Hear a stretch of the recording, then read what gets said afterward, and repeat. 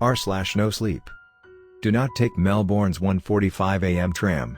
It doesn't exist. There are few absolute certainties in this world, fewer still than we like to believe.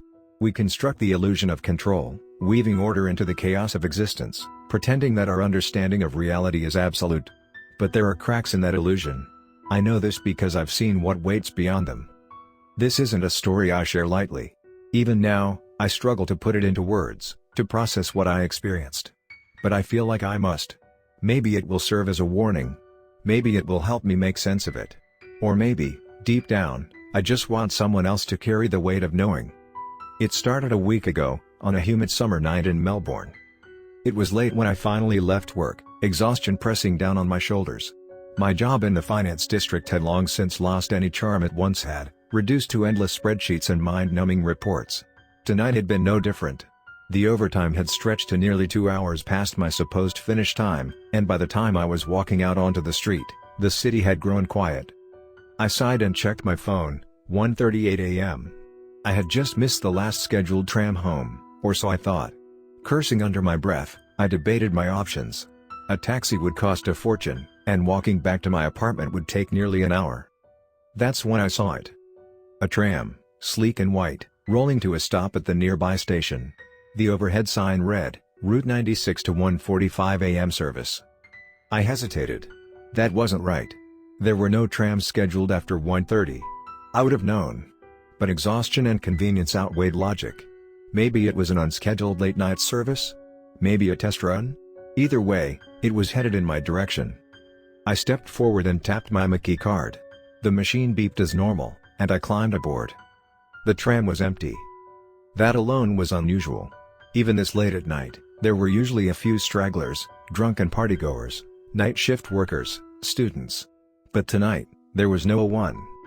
Not even a driver. The front cabin was closed off, the door locked. The tram rolled forward smoothly, making its way through the city streets, the lights flickering slightly overhead. I settled into a seat near the back, pulling out my phone to distract myself. But as I unlocked the screen, I noticed something odd. The time still read 1:38 a.m.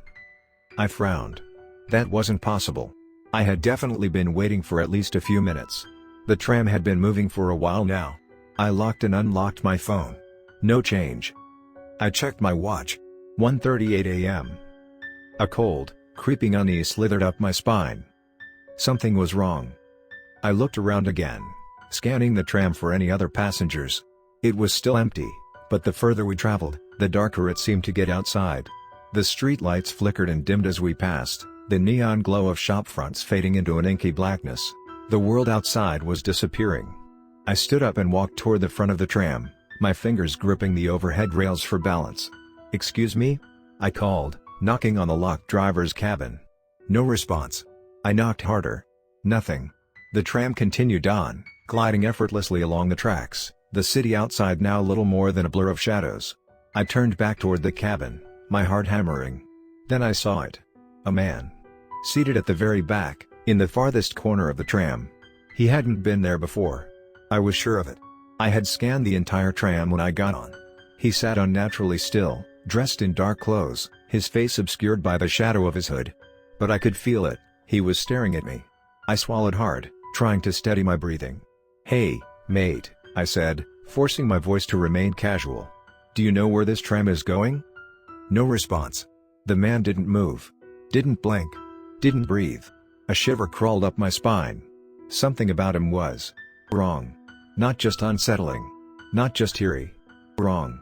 I turned away, deciding I'd had enough. I needed to get off. Now. I reached for the stop request button and pressed it. Nothing. I pressed it again. Again. No response. I stumbled toward the door, frantically pushing the emergency exit button. Nothing. The tram wasn't stopping. The windows outside had gone completely black now, like we were traveling through a void. Panic clotted my throat. I turned back to the man, desperation overriding my fear. But he was gone. The seat where he had been sitting was empty. My stomach turned to ice. That was it. I was done. I rushed to the back of the tram, slamming my fists against the window, screaming for help, for anyone to hear me. That's when the lights went out. Darkness swallowed the tram, thick and suffocating.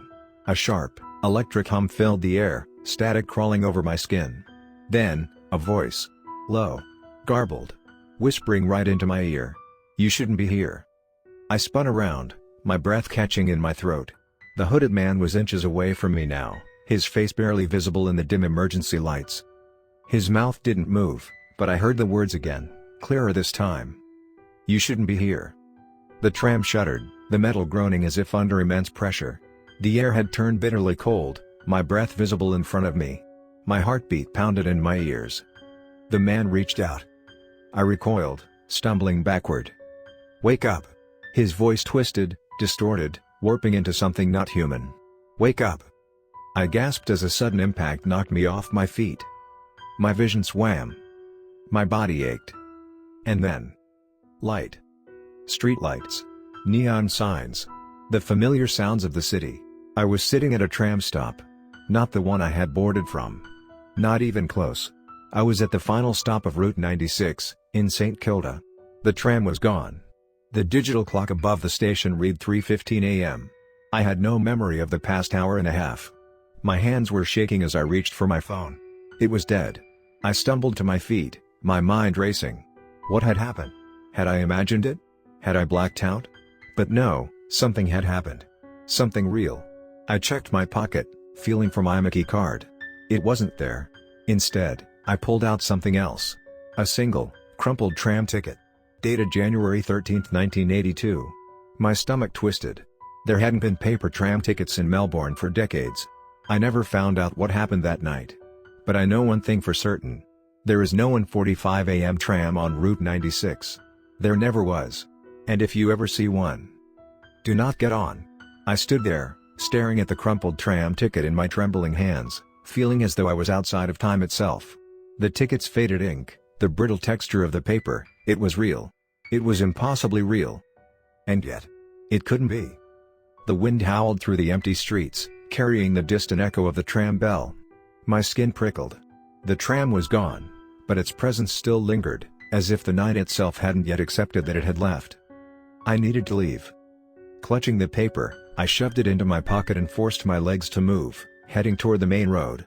The beach wasn't far from here, and neither was Fitzroy Street, where I could probably hail a cab or find someone to help. My mind screamed at me to rationalize what had happened. A dream? No, I had been awake. A hallucination? But then where did the past 2 hours go? And the ticket? I didn't have the answers. But I had questions, too many questions. And then, as I reached the street corner, I saw something that froze me in place. The tram. The same tram. It rolled silently into the station across the road, smooth and sleek, its headlights cutting through the darkness.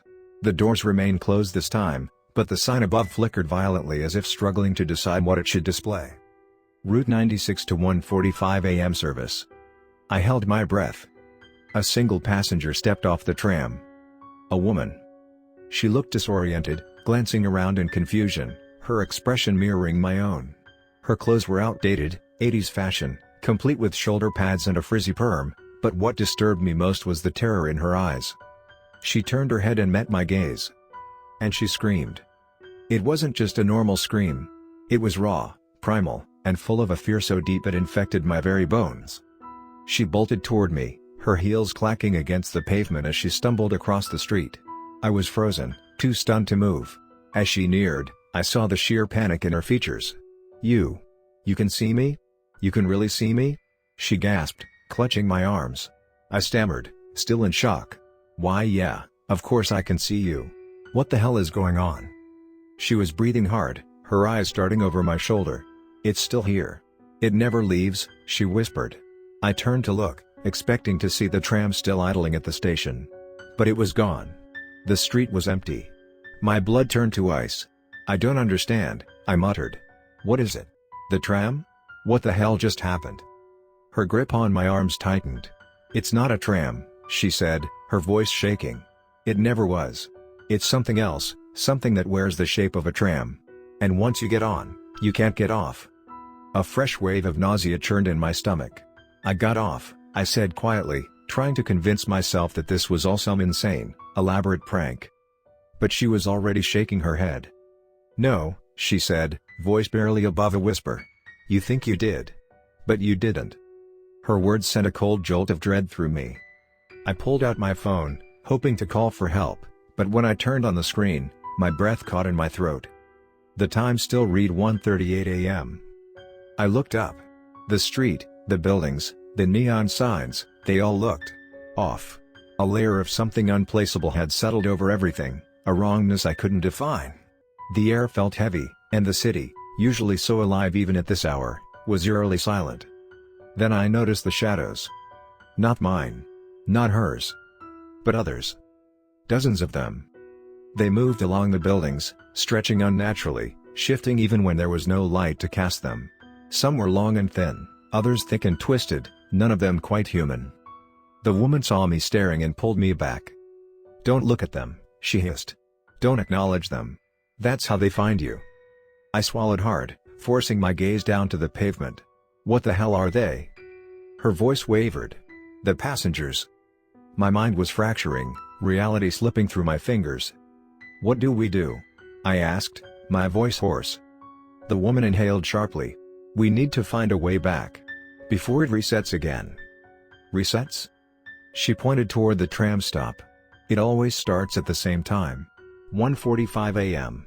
If we're caught when the loop begins again," she swallowed, "we become part of it." I didn't want to know what that meant. "Hello," distant rumbling filled the air. She paled. "It's coming back," she whispered. My heart slammed against my ribs. "Where do we go?" She hesitated for only a moment before grabbing my hand and pulling me into a narrow alleyway between two buildings. "Whatever you do," she murmured, "don't listen to the voices." "What boy?" Then I heard them. Whispers. Dozens, maybe hundreds, of hushed, distorted voices all speaking at once, rising and falling like a tidal wave of sound.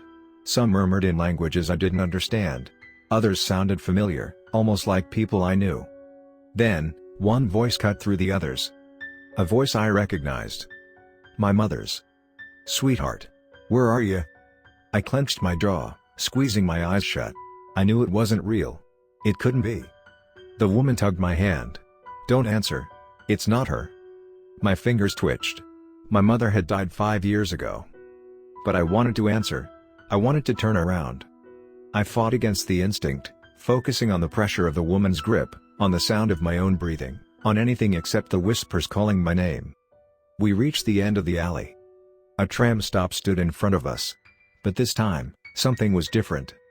The sign overhead flickered violently, then changed. Route 96 to 4:45 a.m. service. The woman exhaled in relief. "This is our way out." A tram pulled in, but unlike the others, it looked normal. The interior lights were warm, the destination screen clear and readable. The doors opened. For a brief second, I hesitated. Then I saw them, the shadows, gathering at the edges of the alley, stretching toward us. I jumped onto the tram without a second thought. The woman followed. The doors shut. The tram pulled away. The moment we crossed the invisible boundary of whatever nightmare realm we had been trapped in, the weight on my chest lifted. The whispers faded. The city outside returned to normal, vibrant and alive. I checked my phone. 4:46 a.m. The time had finally moved. The woman let out a shaky breath. "We made it." I looked at her. "What happens to the people who don't?" She didn't answer. She didn't need to. The next day, I researched everything I could about Melbourne's tram system. There was no 1:45 a.m. service. There never had been. And as I sat at my desk that night, still processing everything, I reached into my pocket.